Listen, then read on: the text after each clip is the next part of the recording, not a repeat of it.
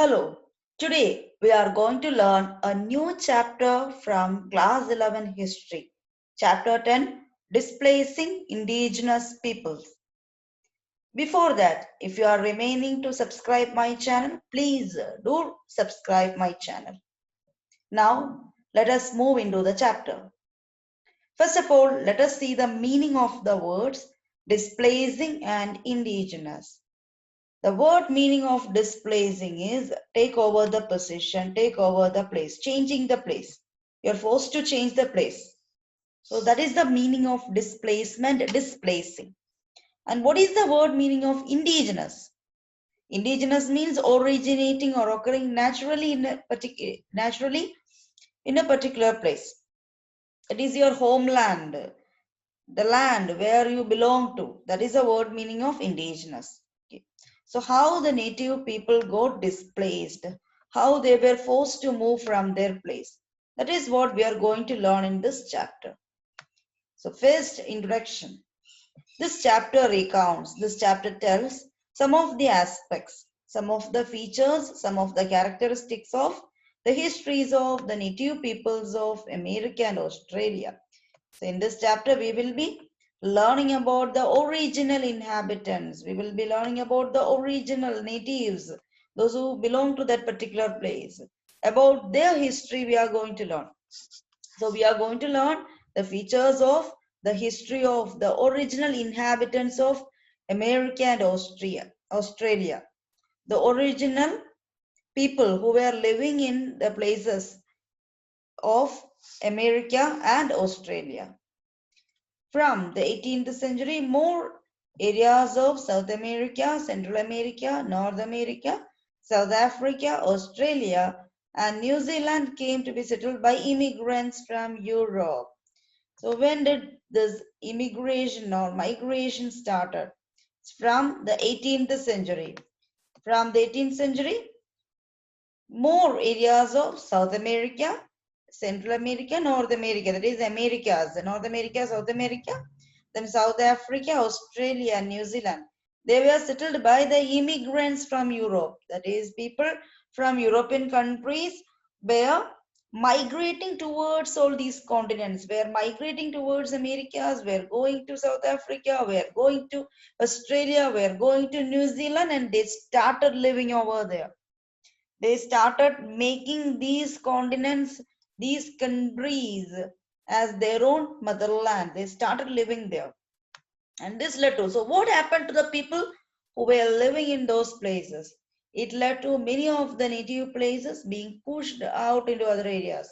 So the people who were living there were weaker compared to the immigrants from Europe, and this forced many of the original inhabitants, many of the people who were living there to move out of other areas, to go into other areas.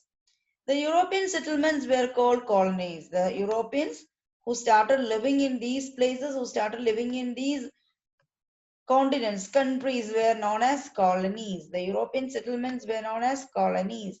Like India was the colony of Britain. The European settlements, wherever the Europeans went, wherever the Europeans started settling down, those places were known as colonies. So it can be asked for 1 mark. When the European inhabitants of the colonies became independent of the European mother country, these colonies became states or countries. So after many years, people started independence movement. They wanted to become independent. So the European inhabitants were also living there, and the original inhabitants, they wanted independence. And these countries became free from their European mother country. That is, the Europeans were living there. Europeans started migrating from European countries. They started moving from European countries. They started living in America. They started living in Australia. They started living in New Zealand. Okay. So now they forgot their mother country. Now they are making the places where they are living as the mother country. And afterwards, these countries became independent, and these countries became states or countries. So state, here the state means it is the other name of country. So they became independent. Okay, the European colonies became independent of the European mother country. European mother country means India. In India the Britishers were living. They made India their settlement, and afterwards India became free. The Britishers who were living here, so they got freedom from the mother country. They got freedom from the Britishers, and afterwards they came to be known as states. They came to be known as countries. In the 19th and 20th centuries, people from Asian countries also migrated to some of these countries. So not only the people from Europe started migrating to these countries. So 18th century, people of Europe migrated to Americas, Australia, New Zealand. But in the 19th century, even people from Asian countries started migrating towards North America, South America, South Africa, Australia and New Zealand. Today, these Europeans and Asians form the majority in these countries, and the number of native inhabitants are very small. Now, if you look at the population composition in these countries, we will find that Europeans and Asians are majority in number. Like USA, you will see the white people, the Europeans, and the original inhabitants, like the Red Indians, the original inhabitants are very, very less in number. The immigrants have outnumbered the original inhabitants. They are hardly seen in the towns. You cannot see them in towns. You cannot see the original inhabitants in town. And people have forgotten that they once occupied much of the country, and that the names of many rivers, towns, etc. are derived from native names. So once upon a time, the original inhabitants were living in towns, were living in cities, were living in fertile area. But when these immigrants came there, they were forced to change their place. They were living in remote areas.